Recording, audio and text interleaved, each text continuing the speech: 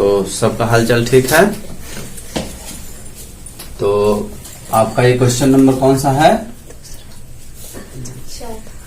4 number का question है। 4 number का ये प्रश्न है। ठीक है। क्या कह रहा है प्रश्न कि 2 क्रमागत धनात्मक पूर्णांक ज्ञात करें। ध्यान से समझिए, 2 क्रमागत 2 ठो ज्ञात करना है। प्रश्न को जब तक ध्यान से नहीं समझेंगे आपको क्लियर नहीं होगा। ठीक है। तो क्या कह रहा है क्वेश्चन? 2 क्रमागत धनात्मक पूर्णांक। पूर्णांक का मतलब होता है पूरा अंक, है ना। जैसे मान लीजिए 6 है या 7 है, इस तरह से ना कि 7.2 या 5/6, ये पूर्ण अंक नहीं है, ये पूर्ण अंक है। तो इस तरह की संख्या ज्ञात करनी है और वो क्या होनी चाहिए? क्रमागत होनी चाहिए। 2 ठो संख्या ज्ञात करनी है। क्रमागत का मतलब लगातार होनी चाहिए, क्रम से होनी चाहिए, बीच में गैप नहीं होना चाहिए। 7 है तो 8, 15 है तो 16, 15 है तो 17 नहीं। समझ गए बात को? अच्छा, धनात्मक भी होना चाहिए, यानी कि माइनस में नहीं होना चाहिए। क्लियर है? प्लस में होना चाहिए। और बस हाँ, इतना आपको ध्यान में रखना है। और फिर हिंट क्या दिया है कि जिनके वर्गों का योग 365 है, उन दोनों संख्या का यदि हम वर्ग करते हैं, वर्ग का मतलब स्क्वायर जब करते हैं और साथ में योग यानी कि जब जोड़ देते हैं, स्क्वायर करना है और फिर जोड़ देना है, तो क्या मिलेगा? 365 मिलेगा। वैसी संख्या ज्ञात करनी है, वो 2 संख्या हमको ज्ञात करना है। तो जाहिर सी बात है कि हम क्या बनाएंगे? वर्ग समीकरण बनाएंगे एक, और जैसे ही वर्ग समीकरण बना लेंगे फिर उसको हम हल करके आंसर ले आएंगे। ठीक है। तो चलिए शुरू करते हैं। माना फर्स्ट धनात्मक पूर्णांक है ना। पहला धनात्मक पूर्णांक क्या मान लिए हम? x मान लिए। तो सेकेंड वाला क्या हो जाएगा? x प्लस 1 हो जाएगा। कहने का मतलब कि मान लीजिए कि कोई आपका धनात्मक पूर्णांक 3 है, तो दूसरा कैसे आएगा? 3 में 1 जोड़ करके ही ना आएगा। क्लियर है? तो हम ये मान सकते हैं। ठीक है। आगे चलिए। प्रश्न क्या कह रहा है कि संख्या के, बोला है ना कि जिनके वर्गों का योग, तो किनके वर्गों का योग? जो 2 क्रमागत संख्या है उसके वर्गों का योग। तो हमने 2 ठो मान लिया, तो लिखेंगे संख्या के वर्गों का योग कितना है? 365 है। तो संख्या क्या है आपका? ये दोनों माने हैं, तो इसका कर दीजिए वर्ग, इसका क्या कर दीजिए? वर्ग, और साथ में कर दीजिए योग। तो कितना आएगा? 365 आएगा। ठीक है। सर वो ये स्क्वायर कहाँ से है, समझ नहीं आया। ये स्क्वायर का मतलब अभी बताया, वर्ग यहाँ लिखा हुआ है। वर्ग का मतलब क्या होता है? स्क्वायर होता है। क्लियर है? हाँ। अब इसको आगे लेके चलिए। आपको पता होगा कि इसको जब हम हल करेंगे, है ना, इसको आगे लेके चलेंगे तो एक ये वर्ग समीकरण के रूप में बन जाएगा। ठीक है। तो ये हो गया। अब यहाँ पास आप लगा सकते हैं सूत्र, या इसको 2 ठो लिख करके गुणा कर सकते हैं। ठीक है। जैसी आपकी मर्जी, क्या लगाएं बताइए? गुणा कर दे। चलिए ठीक है, गुणा कर देते हैं। तो 2 बार इसको लिखना होगा, क्योंकि यहाँ पे स्क्वायर है तो इसको कितना बार लिखना होगा?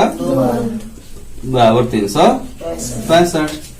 अब देखिए ध्यान से, x स्क्वायर यहाँ लिख दिए, और यहाँ थोड़ा सा आपको समझना पड़ेगा। ये देखिए ध्यान से, इसका इन दोनों में गुणा करना है पहले, और फिर इसका इन दोनों में गुणा करना है। समझ पा रहे हैं? तो इसका इन दोनों में गुणा करना है, तो चाहे तो पहले हम लिख सकते हैं। ठीक है। 1 का भी गुणा इसमें करना है। ठीक है। और चाहे तो हम सूत्र बैठा करके भी काम कर सकते हैं और डायरेक्ट भी कर सकते हैं। तो हम क्या किए हैं, अभी लिखे हैं कि हम गुणा करने जा रहे हैं। ठीक है, अब गुणा करेंगे, x में x का गुणा करेंगे तो घात जुड़ जाएगा, है ना। चर राशि में घात जुड़ता है जब गुणा होता है, तो x का 1 में करेंगे तो x ही होगा, 1 का x में करेंगे x ही होगा, 1 का 1 में करेंगे 1 होगा, बराबर 365। ठीक है, अब इसको और सही करिए थोड़ा सा, तो x स्क्वायर है 2 ठो तो प्लस हो जाएगा, यहाँ 2 ठो x है तो 2x हो जाएगा, और यहाँ 1 है और नंबर को आप इधर लेंगे तो माइनस में हो जाएगा। ठीक है, और इसको यदि और आप सही करेंगे तो क्या हो जाएगा, -364। यहाँ जो है आपका 2x स्क्वायर प्लस 2x और माइनस प्लस माइनस होगा तो घटाना होगा, तो 364 हो जाएगा, और माइनस का चिन्ह ये बड़ा है तो यहाँ पास लिख लेंगे बराबर 0। अब आपका ये ध्यान से देखेंगे तो वर्ग समीकरण बन गया है। क्लियर है? अच्छा, अब इसमें थोड़ा सा और हम कुछ कर सकते हैं। क्या कर सकते हैं, यहाँ 2 है, यहाँ 2 है, और ये भी 2 से कट जाता है क्योंकि इकाई पे 4 है। तो जब ये 2 से कट रहा है तो इसको काट के हम क्या कर लेंगे, छोटा कर लेंगे। तो यहाँ लिखेंगे कि 2 का भाग, 2 का भाग यानी कि नीचे आप ऐसे लगाएंगे तो भाग कहेंगे ना इसको, है ना। 2 का भाग समीकरण में करने पर, है ना। ठीक है, तो समझ पा रहे हैं कैसे करेंगे, ये 2 कट जाएगा, फिर यहाँ 2 का भाग करेंगे तो 2 कट जाएगा। ठीक है, तो ये चीज यहाँ दिखाने की जरूरत नहीं है, आप भागा कह दिए ना तो ये भागा हो गया, फिर 2 का भागा इसमें करेंगे, है ना। तो देखिए 2 1 कम 2, ऊपर से आया 6, 2 8 16, ऊपर से आया 4, 2 दूना 4, तो यानी 182। कितना आया, 182 बराबर 0। अब ये आसान थोड़ा हो गया, अब हमको इसको गुणनखंड विधि से हल करना है। ठीक है, तो गुणनखंड विधि का तरीका आपको बताया गया है। क्या तरीका है, पहले इसका और इसका गुणा करके हम रफ कार में लिख लेते हैं, तो इधर हम रफ कार लिख लेते हैं। ठीक है, तो गुणा कर देंगे तो क्या हो जाएगा, 182 x का स्क्वायर। अब इसको 2 खंड में ऐसा तोड़िए कि जोड़ के तो आएगा नहीं, ये घटा के लाएंगे। तो ऐसा 2 संख्या सोचो जिसको घटाओ तो x आ जाए और गुणा कर दो तो 182 x का स्क्वायर हो जाएगा, वो भी माइनस में। क्लियर है? तो चूंकि 182 है तो थोड़ा बड़ा नंबर सोचना पड़ेगा, 10 से ऊपर सोचना पड़ेगा। ठीक है, 13 14 है ना, 13 14 पे हम ट्राई करते हैं। ठीक है, 13 और 14, 4 3 12, और ट्राई करते समय आपको ध्यान देना है कि इकाई वाला तुरंत आना चाहिए। यदि 2 नहीं आया तो इसको आगे बढ़ाने की कोई जरूरत नहीं है। तो 4 3 12, हासिल 1, 4 1 कम 4 और 1 5, और 3 1 कम 3 और 1 2 8 1 आ गया। समझ पा रहे बात को? जब आपके पास संख्या आ गया तो आपको थोड़ा सा सेंस लगाना पड़ेगा कि कौन सा संख्या ले सकते हैं। क्लियर है? समझ में आ रही है बात? हो सकता है कोई ले लिया 11 और 12,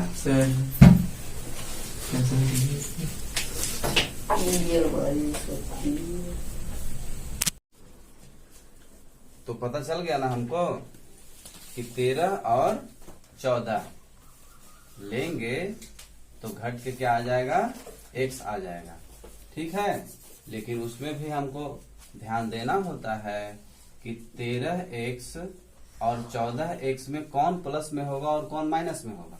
तो मैंने आपको बताया था कि जहां ये चिन्ह आपको जो दिखेगा यहाँ पर, वही यहाँ बड़ा में रहेगा, तब तो हो जाएगा बड़ी संख्या का चिन्ह उत्तर में।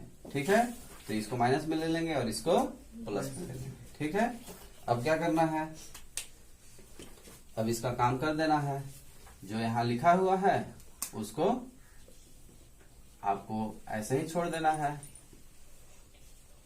और x के बदले क्या ले लेना है ना, माइनस 13x और प्लस 14x। दो ठो पेयर बना लेना है, एक यहाँ हो गया और एक ये हो गया। फिर यहाँ आपको क्या करना है, कॉमन निकालना है। तो ध्यान से देखिए, दो ठो x यहाँ है और एक ठो x यहाँ है, यानी दोनों के पास एक एक x है। और यहाँ दो ठो है तो एक ठो बच जाएगा, और यहाँ x निकल गया तो क्या बचेगा, 13 बचेगा।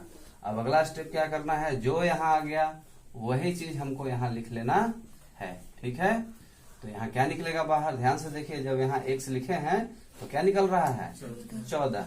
तो आपको सोचना बहुत ज्यादा नहीं है कि यहाँ से क्या निकला, वो 14 ही वहां से भी लिख रहा है। ठीक है, आप नहीं है तो चेक करके देख लीजिए। 14 गुणे 13 यदि करेंगे तो 13 यहाँ बच गया और 14 बाहर निकल गया। गुणा करेंगे तो यही आएगा। ठीक है, आगे चलिए। बाहर में जो निकला है उसको हम एक जगह ले लेते हैं, और जो एक जैसा आपको दिख रहा है उसमें से एक ठो हम लेते हैं, बराबर 0। ठीक है, अच्छा। अब चूंकि दोनों के बराबर में 0 है तो हम दोनों के बराबर में इस तरह से 0 लिख देते हैं। ठीक है, और जब यहाँ पर छांतर करेंगे तो ये प्लस में है उधर जाएगा तो माइनस में हो जाएगा, और ये माइनस में है तो इधर जाएगा तो प्लस में हो जाएगा। जीरो का कोई मतलब है नहीं जोड़ घटाना में। ठीक है, गुणा में मतलब होता है, जोड़ घटाना में मतलब नहीं होता है। ठीक है, तो ये आपके आ गए। अब पहले ही इंस्ट्रक्शन दिया हुआ है कि धनात्मक, तो इसको हम नहीं लेंगे क्योंकि ये ऋणात्मक है। हम क्या लेंगे, उसको लेंगे। ठीक है, तो यहाँ पास आप आंसर लिख सकते हैं।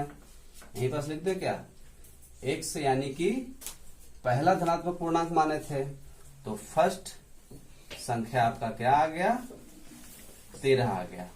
ठीक है, और सेकंड वाले को क्या माने थे, x + 1 माने थे, तो x + 1 लिखिए। x का मान क्या आया है, 13 आया है ना, तो 13 + 1 यानी कि क्या हो गया, 14।